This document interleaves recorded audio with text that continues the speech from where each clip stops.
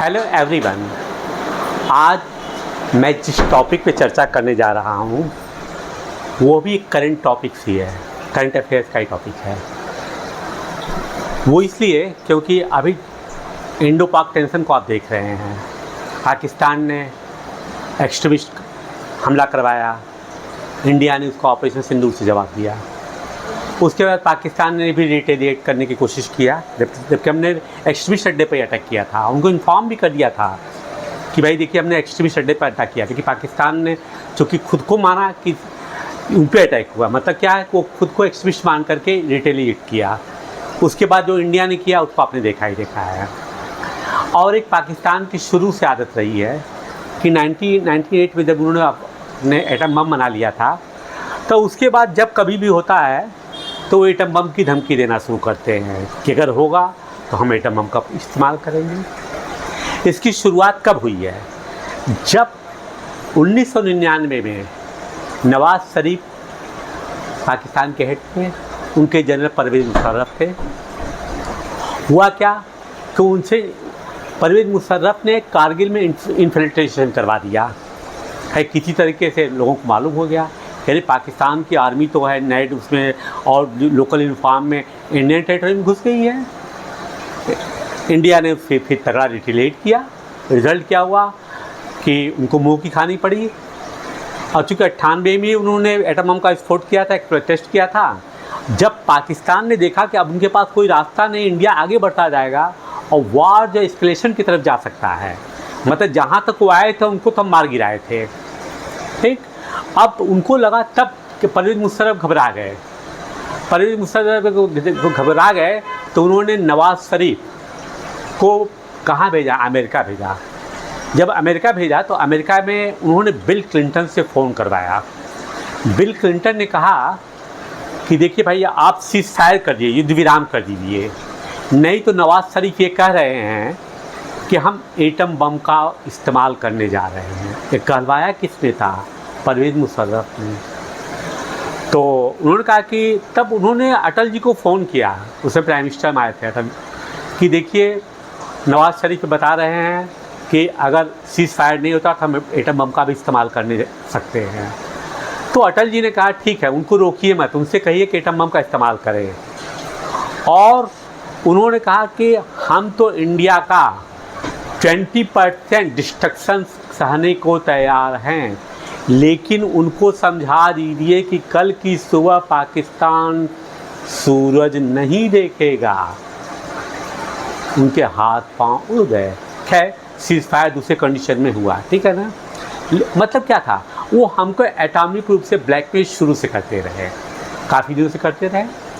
लेकिन जब से प्रधानमंत्री मोदी जी आए, जब कभी भी एक्सट्रीमिस्ट अटैक हुआ उन्होंने तरीके से एक्सट्रीमिस्ट किया। पहले तो क्या किया उन्होंने? सर्जिकल स्ट्राइक किया, जिसने कि हमारी आर्मी जो है घुसकर के एक्सट्रीमिस्ट अड्डे को, जो उनकी लॉन्चिंग पैड को बर्बाद किया। पुलवामा अटैक हुआ तो हमने एयर स्पेस का भी वायलेशन कर दिया, वहाँ पे जाकर के हमने ज़बरदस्त वार्निंग किया। इसके बाद जब उस हर बार जो है वो हमें यही सी अटैक की धमकी देते थे। यहाँ तक कि हमें याद है कि इमरान खान जब प्राइम मिनिस्टर थे तो उन्होंने जानबूझ कर कहा कि अगर इंडिया करता है तो उन्होंने बल्कि क्या किया था, क्यूबा की पोजीशन की चर्चा करने लगे। वो बार बार दिखाते हैं कि हम न्यूक्लियर पावर है। उन्होंने कहा कि इंडिया को समझ जाना चाहिए कि आज वही क्यूबा क्राइसिस है जो कि सोवियत संघ और अमेरिका के बीच। अरे कहाँ सोवियत संघ अमेरिका के बीच का जो टकराव था, तुम छोटे से कहाँ उनकी अपने कंपेयर कर रहे हो। मतलब बार बार वही चर्चा करते रहे कि मेरे पास एटम बम है।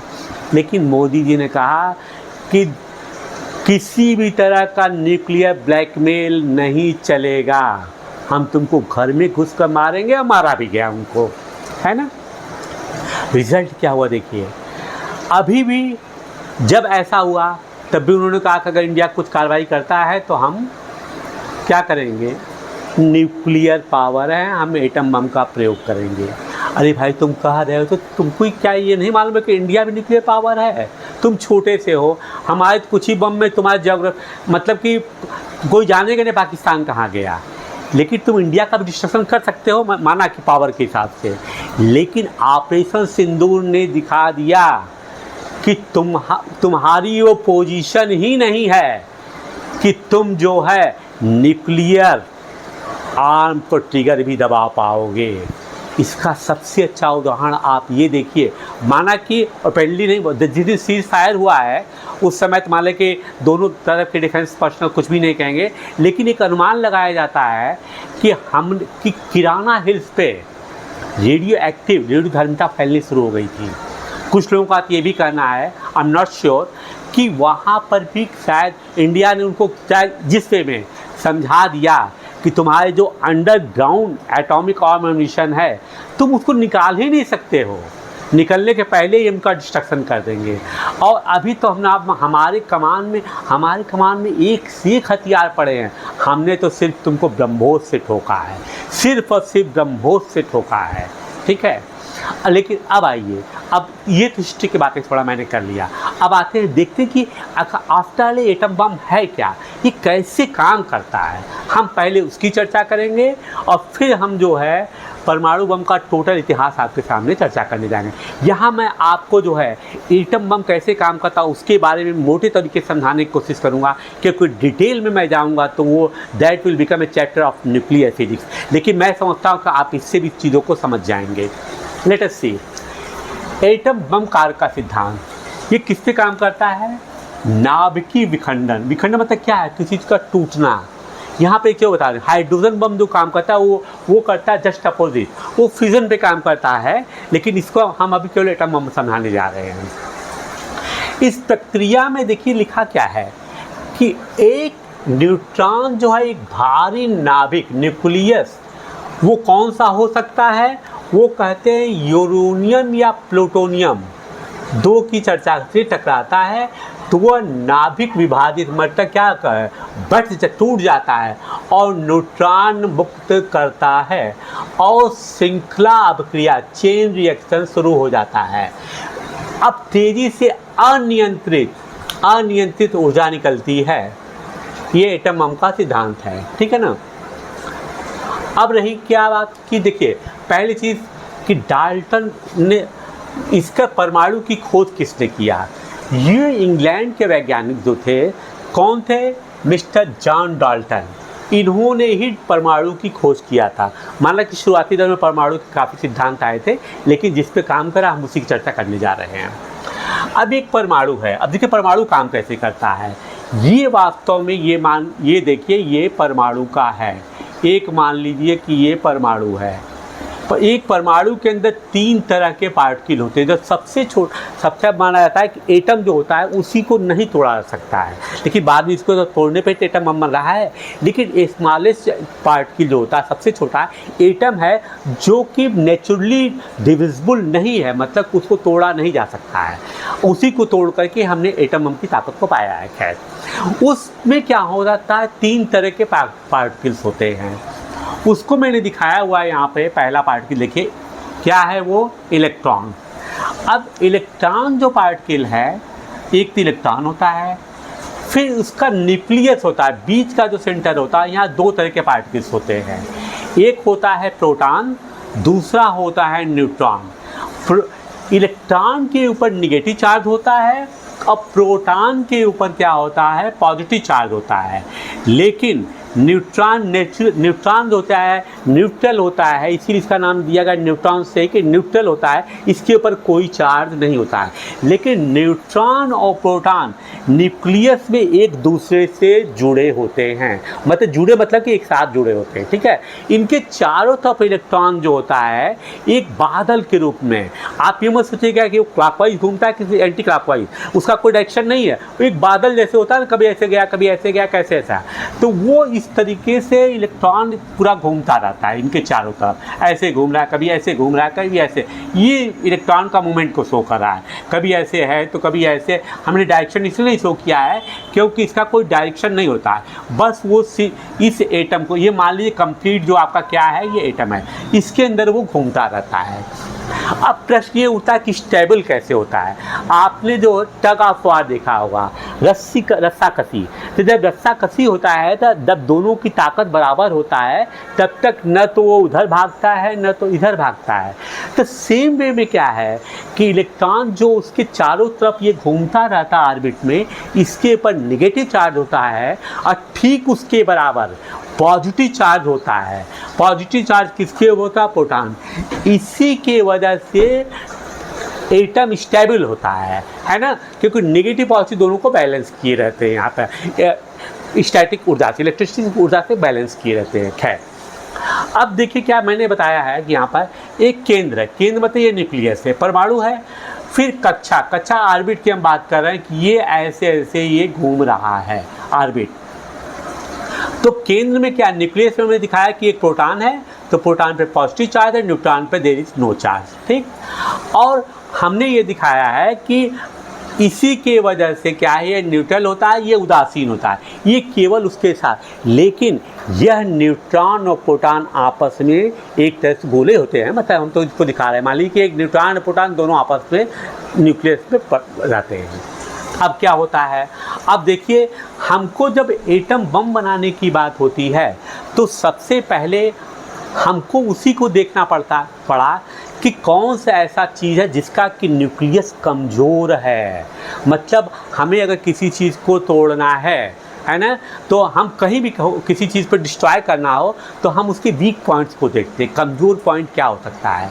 तो साइंटिस्ट ने देखा कि यूरेनियम 235 और प्लूटोनियम, ये PU है छोटा, हमने छोटे में लिख दिया है, प्लूटोनियम 239 एक ऐसे एटम्स एलिमेंट हैं जिनके कि एटम को तोड़ना बहुत आसान है और साथ में ये हैवी है।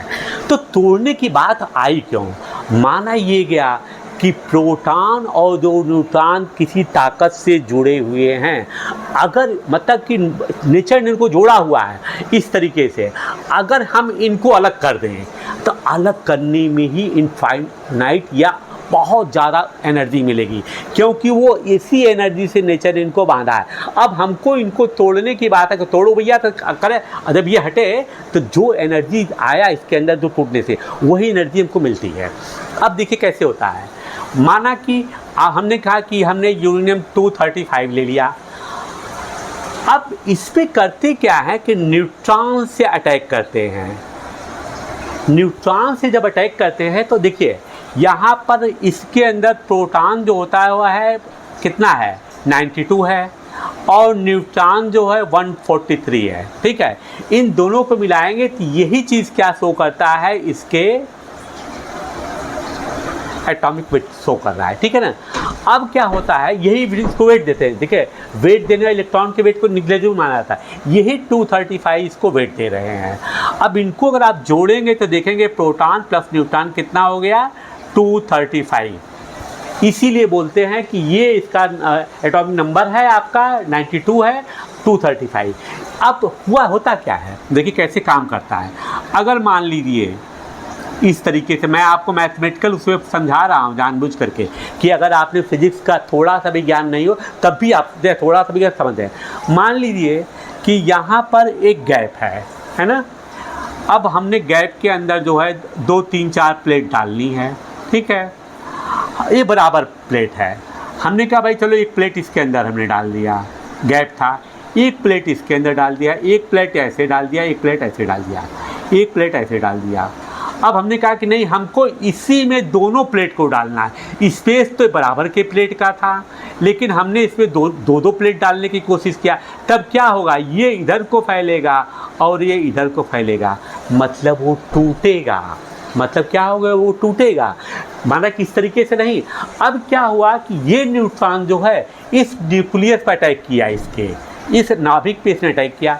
जब ये अटैक किया तो अब क्या होता है कि ये इसके अंदर अब एक न्यूट्रॉन जाकर बढ़ गया। तो जब ये न्यूट्रॉन बढ़ा, न्यूट्रॉन ने अटैक किया, अब किसके फॉर्म में हो जाएगा। अब देखिए यहाँ पर क्या हुआ कि एक न्यूट्रॉन बढ़ गया, ये 235 यहाँ पे 236 हो गया, ये 236 हो गया। लेकिन भाई इसको रखने की जगह तो थी नहीं, अंदर घुस गया न्यूट्रॉन जा करके। अब वो टूटा। अब जब वो टूटता है, जब वो न्यूट्रॉन न्यूक्लियर पर अटैक किया और जब वह टूटा तो टूटने के समय ही बहुत जो एनर्जी उसको बाइंडिंग एनर्जी थी वो अलग हो गई। अलग हो गई तो उसके अंदर से बहुत ज़्यादा ऊर्जा निकली।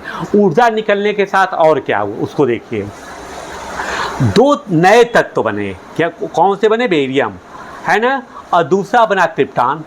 अब इसके नंबर्स को आप देखिए, अब इसका नंबर जो बनता है वो 56 प्रोटॉन और 88 न्यूट्रॉन। ठीक है, इन दोनों को जोड़ेंगे तो आप पाएंगे कि 88 प्लस 53 ये कितना 141। ठीक, और इसी तरीके से अगर आप इनको जोड़ेंगे तो आप देखेंगे कि ये 89 हो गया। ठीक है ना। अब यहाँ पर आपको ये देखना है कि अब 80, ये देखिए 88 ये क्या होगा 141 हुआ न्यूट्रॉन, बढ़ गया संख्या। तो बढ़ने के बाद जो दो नए तत्व बने, नए तत्व को अगर आप जोड़ेंगे तो आप ये देखेंगे कि कम न्यूट्रॉन कितना कम हो गया। पहले 144 था, यहाँ पर देखिए आप, पहले कितना, ये 144 हो गया और यहाँ पर कितना हो गया।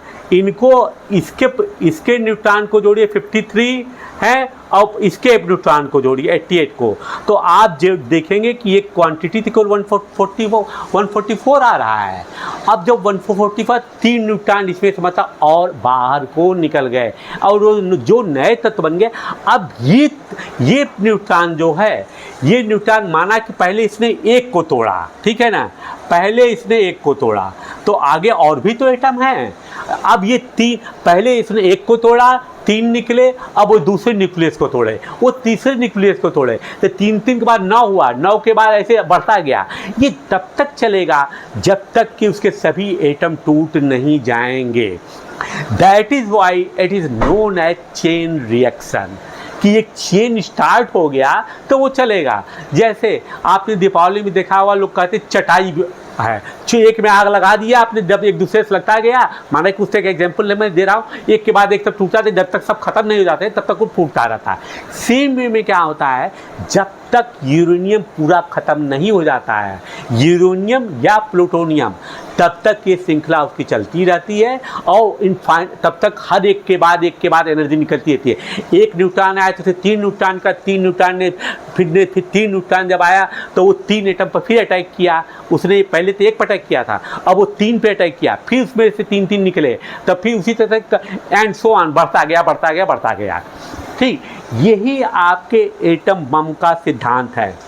अच्छा, अब दूसरी चीज़ हमने डाला है कि एक बड़ी इंटरेस्टिंग बात होती है कि जब आपने सुना होगा, अभी लेटेस्ट में ही हुआ था कि पाकिस्तान के किराना हिल्स पे कुछ लोग कहते थे कि अटैक हो गया है या क्या था, उसको नोबडी नोस, बहुत किसी क्लियर नहीं है। वहाँ पे लोगों ने बताया कि रेडियो धर्मिता फैल रही है। तो रेडियो धर्मिता होती क्या, what is radio activity? Radio activity क्या होती है? यहाँ तक कि जब आप क्या कहते हैं, जापान में हिरोशिमा नागासाकी का अटैक होता तो उसकी रेडियो एक्टिविटी बहुत दिन तक उसका प्रभाव रहा। अब वो क्या होता है उसको समझिए कि रेडियो धर्मिता होता क्या। यहाँ तो आपको एनर्जी मिल गई, एनर्जी के साथ हीट टेम्परेचर बहुत ज़्यादा होता है। यहाँ तक कि कितना, मतलब कि ये मानिए कि कितना टेम्परेचर हो सकता है, 6000, 8000, इवन लाखों डिग्री, मतलब इतना ज़्यादा टेम्परेचर पैदा होता है कि इसी में क्या होता है, कहीं आग लगता है, कोई जल जाता है, कहीं कुछ होता है, इसीलिए इसका डिस्ट्रक्शन होता है। और साथ के साथ क्या होता है, अब हम एक रेडियोधर्मिता की बात करें। अब देखिए रेडियोधर्मिता में क्या होता है, ये क्रिप्टॉन जो है, क्रिप्टॉन जो नया एलिमेंट बनता है, ये क्या होता, अनस्टेबल होता है। अनस्टेबल का मतलब होता है कि ये अस्थाई होता है। अब कोई भी चीज़ अगर अस्थाई होगा, डगमगाने वाला होगा, तो वो अपने को बैलेंस करने की तो कोशिश करेगा, तो वो करता बैलेंस करने के लिए कोशिश करने में उसके अंदर 3 रेज निकलती हैं, अल्फ़ा, बीटा एंड गामा, है ना। अल्फ़ा, बीटा, गामा वो निकालता है जिससे कि वो अस्थायित्व की तरफ चला जाए। उसको लगता है कि these particles are not unit there, वो अगर उनको हटा देगा तो वो स्टेबल हो सकता है। जैसे मान लीजिए एक नाव पे 20 आदमी चढ़ गए, है ना, कोई बाल्टा लेकर चढ़ गया, कोई साइकिल लेकर चल गया, कोई ये चढ़ गया, कहा भाई नदी पार कर दो, नाव बीच में डगमगाने लगी, तो नाविक क्या कहेगा, कहेगा भैया ऐसा है कि अगर नाव को बचाना आपको है तो आप क्या करिए, फालतू सामान निकाल करके फेंक दीजिए। तो लोगों को जान बचाना है, जो उस पर दूध के बाल्टी रखे हैं, कोई साइकिल रखा है, कोई अनाज की बोरी, क्या करेंगे, सब निकाल कहेंगे नदी में फेंक दो भैया, कम से कम तो जान तो बचे। द सेम क्रिप्टॉन का नेचर है कि जो एक्सेस है उसको वो अल्फ़ा गामा बीटा के रूप में निकालती है, ठीक है ना। और इसको निकालते समय यही क्या होता है, रेडियोधर्मिता होता है। ये इसको निकालने के बाद ये क्रिप्टॉन चूँकि बार बार बनता रहेगा, ये तो एक टूटने का हमने दिखाया, लगातार बनता रहेगा, इतना ज़्यादा निकल जाएगा कि इस श्रृंखला में जब एटम बम का विस्फोट होगा तो इतनी ज़्यादा अल्फ़ा गामा बीटा होता है कि ये बॉडी में जाने के बाद बॉडी को एकदम गला देते हैं कि स्किन कैंसर, ये है वो सब चीज़ें हो जाती है। साथ एक चीज़ वो बताऊँ कि एटम बम का जो विस्फोट होता है, अब खैर उसको चर्चा उसमें करेंगे, इतना ज़्यादा टेम्परेचर होता है कि समझे नदी के पानी भी उबलने लगते हैं, आदमी गर्मियों तक आदमी वो जाता है, ज़मीन से धूल निकलती कुकुरमुत्ते की तरफ, यहाँ तक कि आकाश में चारों तरफ धूल छा जाता है, धूल तो नीचे एक बार तो गर्मी होता है, फिर कुछ दिनों तक नीचे टेम्परेचर इतना कम हो जाता है क्योंकि ऊपर से कि कवर हो जाता है कि ये देखा जाता है कि धूल की नीचे बैठने में भी काफ़ी समय लग जाता है। खैर उसकी बहुत ज़्यादा हम चर्चा नहीं करना चाहते यहाँ पे। अब यहाँ पे एक चीज़ और है, अब प्रश्न ये उठता है कि भाई चेन रिएक्शन होता कैसे है। ये भी तो है, ये तो है नहीं कि एटम बम हमने ऐसे पटक दिया अब काम करना शुरू कर दिया, कोई पटाखा तो है नहीं, इसके अंदर सिस्टम होता है। वो क्या करता है, जैसे आपने देखा होगा ना लोग, डेटोनेटर होता है। डेटोनेटर क्या काम करता है, वो किसी चीज़ को एक्टिवेट कर देता है। एक्टिवेट कैसे करता है, छोटा सा एग्जांपल ले लीजिए आप सेल्फ स्टार्ट करते हैं, शायद आपको मैकेनिज्म अगर नहीं मालूम मैं बता दूँ, सेल्फ स्टार्ट कुछ नहीं करता है, एक बार सेल्फ स्टार्ट किया आपने गाड़ी स्टार्ट हो गई, वो स्पार्क प्लग से इग्निशन पैदा करता है। वो इग्निशन क्या करता है, आपका जो फ्यूल उसको जला देता है। एक बार जब जला दिया तो वो काम करना शुरू कर देता है, फिर गैस बनती रहती है और करते करते व्हीकल चलती रहती है। मतलब एक ही बार आप जलाते हैं या आपने किक मार के भी किया तो वो भी क्या करता है, टेम्परेचर पैदा करता है और स्पार्क प्लग से स्पार्किंग होती है और फ्यूल को जला देता है। ठीक है, ये ऑटोमोबाइल का पार्ट है, लेकिन फिर भी मैंने आपको एग्जांपल दिया कि आप समझें कि हाँ भाई ये स्पार्क प्लग तो हम कई बार करते हैं, लेकिन गाड़ी स्टार्ट होती है, बार बार तो करना नहीं पड़ता। स्टार्ट मतलब क्या है, that is kind of detonator. उसको आप डिटोनेटर मत समझिए जैसे, लेकिन मैंने आपको समझाने के लिए कहा है। तो डिटोनेटर में ही क्या करता है, और रही बात ये न्यूट्रॉन कहाँ से आते हैं, न्यूट्रॉन के बारे में मैं बहुत ज़्यादा चर्चा नहीं करूँगा। एक झिल्ली होती है जो गोल्ड प्लेट से रखी जाती है, उसी के अंदर इसको एक्टिवेट किया जाता है डिटोनेटर से, तब जो होता है यही न्यूट्रॉन सीधे निकलता है और मान लीजिए कि एटम है सीधे इस पर अटैक करता है। अटैक करने के बाद क्या है, जो वो वही चीज़ों को तोड़ता है, न्यूट्रॉन अलग प्रोटॉन अलग हो जाता है। ठीक है, अच्छा अब रही बात कि यही क्या करता है, न्यूट्रॉन को एक्टिवेट करता है, यही न्यूट्रॉन यहाँ पे जाकर के हमला करता है। अब मैंने आपको ये बता दिया कि परमाणु बम का सिद्धांत क्या होता है। इसको मोटे तौर पे हमने समझाने की कोशिश किया है, ऐसे समझ लीजिए जैसे कि अगर एक 10 किलो का कोई सामान आपके पास है, मोटे तौर पर समझ लीजिए, जिसको कि आप दोबारा पढ़ के भी समझ सकते हैं क्योंकि न्यूक्लियर फिजिक्स है। आपने उसको तोड़ा 2 पार्ट में, आपने देखा टूटने के बाद क्या है, वो 10 किलो जो है 9.5 किलो दिख रहा है? तो प्रश्न था 500 ग्राम गया कहाँ? वो 500 ग्राम की ही बात हो रही है। उसी में एक तरह से न्यूट्रॉन भी पैदा हो रहा है, एनर्जी भी पैदा हो रहा है। मतलब दोनों को जब हमने जोड़कर दिखाया मैथमेटिकल तरीके से, आपने दिखाया कि 3 न्यूट्रॉन यहाँ पे कम हो गए हैं। ठीक है, दोनों 2 तत्व बने हैं लेकिन उनमें 3 न्यूट्रॉन कम हो गए। मैं समझता हूँ कि मैथमेटिकली मैंने इसको प्रूव करने की कोशिश किया। अब आइए हम एटम बम के इतिहास के पन्ने में चलें कि आखिर ये हुआ क्या था। अब देखिए,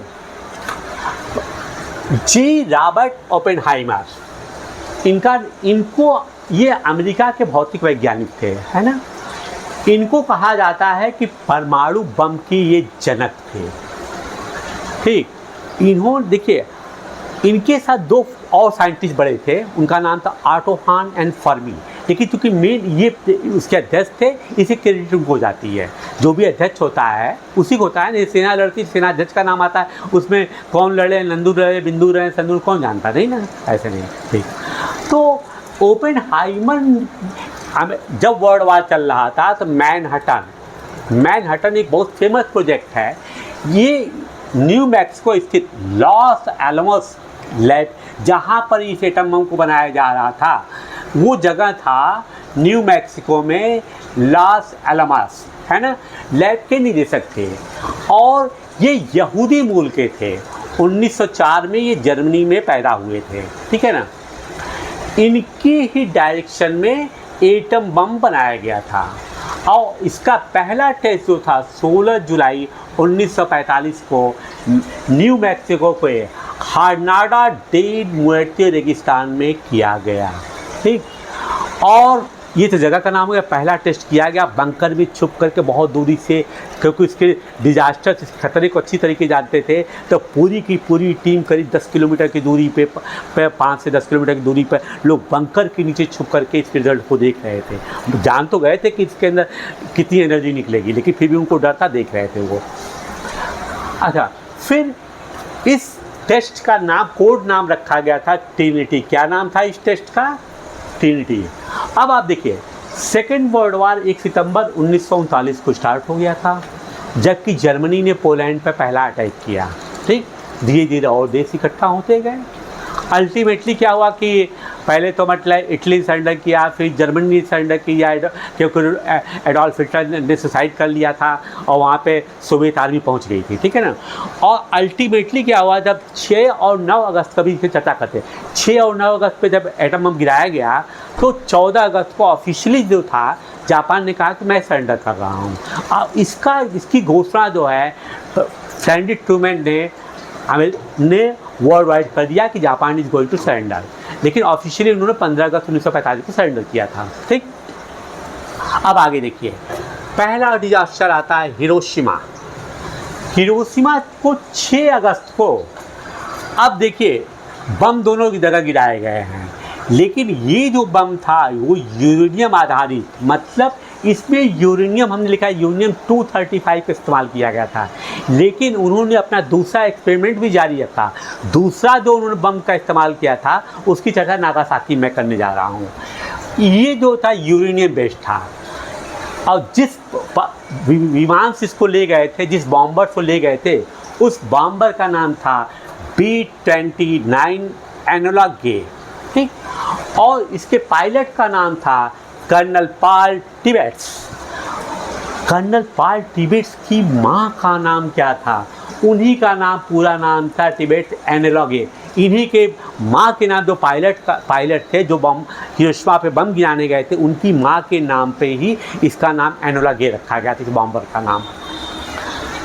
फिर पायलट का, अच्छा, इस बम का क्या नाम था? इस बम का नाम था, जो हिरोशिमा पे गिराया था, लिटिल बॉय था। दूसरी तरफ अब आते हैं, दूसरा बम नागासाकी पे गिराया गया, ठीक। नागासाकी पर दूसरा बम गिराया गया था, लेकिन ये बम जो था ये प्लूटोनियम 239 पे बनाया गया था, क्योंकि मैंने बताया ना कि ये भारी है, इनका विखंडन आसानी से हो जाता था। तो दोनों एक्सपेरिमेंट वो कर रहे थे अपना टेस्ट, किससे अच्छा औसत क्या मिलेगा। ये जो था, ये भी क्वेश्चन का है कि 9 अगस्त 1950 प्लूटोनियम आधारित, आई हैव रिटन देता कि that was based on plutonium. इसका नाम B-29 तो बॉम्बर था, लेकिन प्लेन फाइटर का बॉम्बर का नाम था B-29 बॉक्सर। पायलट का नाम था चार्ल्स विलियम सिमी। ये जा रहे अटैक कर, इन्होंने अटैक करने पे लगाया गया था। और इस बम का नाम था फैटमैन। यहाँ एक इंटरेस्टिंग चीज़ बताऊँ कि चर्चिल जो थे वो काफ़ी मोटे थे और ट्रूमैन जो थे पतले थे।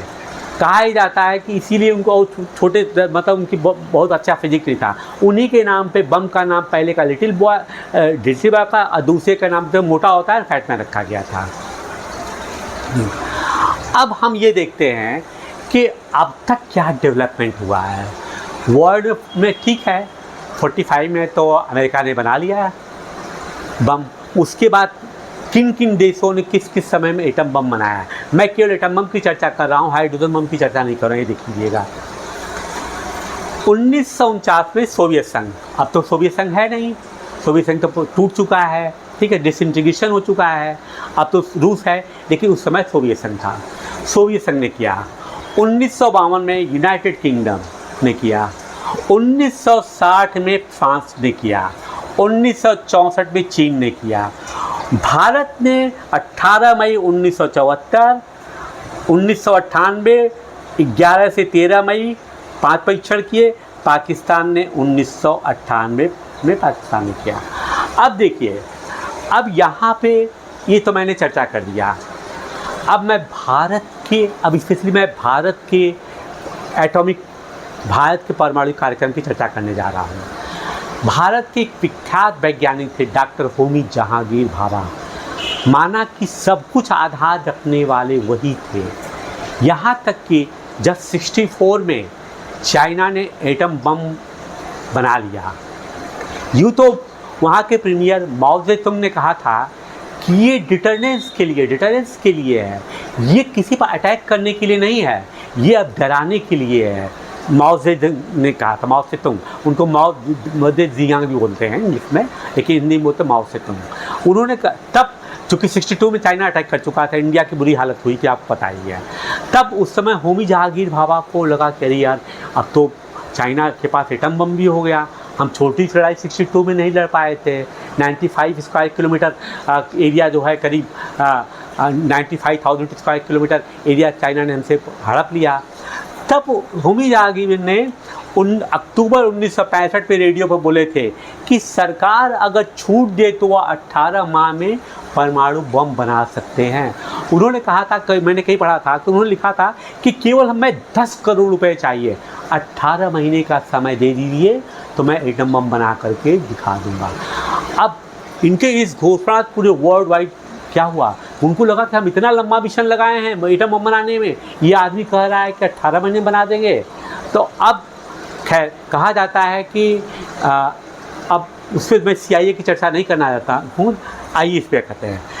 24 जनवरी 1966 को एयर इंडिया के पायलट फ्लाइट 101-701-437 फ्रांस में आल्प्स के मोंट ब्लांक पर्वत पर दुर्घटनाग्रस्त हो गई, और इससे ये हमारा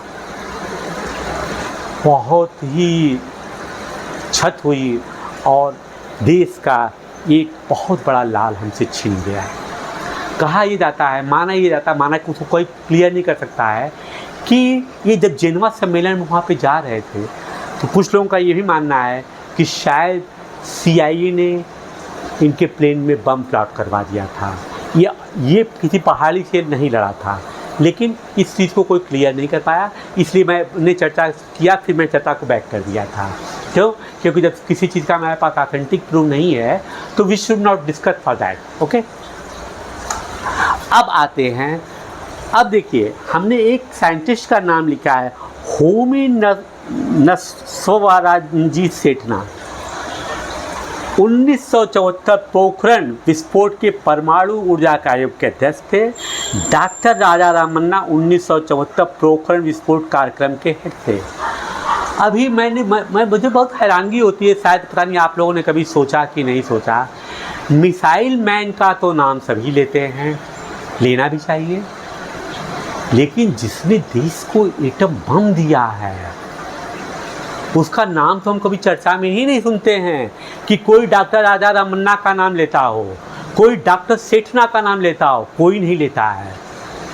क्यों नहीं लेता मैं नहीं समझ पाता हूँ। मैं नहीं समझ पाता हूँ कि इनका नाम लिया ही क्यों नहीं जाता है। मिसाइल तो ठीक है, मिसाइल रॉकेट बेस्ड है, लेकिन एटम बम तो नई चीज़ थी। और इतने बड़े वैज्ञानिकों का नाम जिन्होंने हेड किया, सब कुछ सिस्टम को किया, इनका नाम चर्चा में ही नहीं आता है। ऐसा क्यों है मैं आज तक नहीं समझ पाया, क्योंकि मैं कोई लीडर तो हूँ नहीं, कोई मंत्री तो हूँ नहीं, मैं प्रधानमंत्री तो हूँ नहीं, मैं कोई बड़ा पार्टी स्पोक्समैन नहीं हूँ। काश मैं होता तो मैं इस चीज़ को ज़रूर पूछता कि भैया एटम बम बनाना किसने बनवाया था, वो कौन है। नहीं, किसी चर्चा में नहीं होता है, और शायद किसी ने जानने की कोशिश भी नहीं किया। लेकिन मैं अभिभूत हूँ इन दो, डॉक्टर राजा रमन्ना और डॉक्टर सेठनायक से, महान वैज्ञानिक, धरती भारत माता के सपूतों को, जिन्होंने देश को शक्तिशाली बनाया। अब आइए 18 मई 1974 पोखरण राजस्थान में भारत ने पहला एटम बम का विस्फोट जब किया तो उसका सेक्रेट कोड का नाम था स्माइलिंग बुद्धा। मिसेस गांधी ने कहा था, Indira Gandhi was the very bold leader, iron lady for India. देश के लिए वो आयरन लेडी थी और उन्होंने पाकिस्तान को चीर करके दो पैर को तोड़ कर रख दिया। पूर्वी पाकिस्तान, पश्चिम पाकिस्तान, नो पूर्वी Pakistan, this is Bangladesh, now this is only Pakistan. ये किसने किया? इंदिरा गांधी की डिप्लोमेसी ने किया। और बहुत ज़्यादा चर्चा में उन पर नहीं करेगा क्योंकि एटम का चर्चा है। अब रिजल्ट क्या होता है? इंदिरा गांधी ने बताया था कि जिस समय ये मिशन सफल हो जाएगा उस समय जो है आप हमको कोड बताएंगे। यहाँ तक कि कहा जाता है कि जब लोग काफ़ी दूरी पर बैठ करके जब ट्रिगर दबाए थे तो 30 सेकंड तक अंडरग्राउंड कोई एक्टिविटी ही नहीं हुई, ज़मीन के अंदर डाला जा चुका था।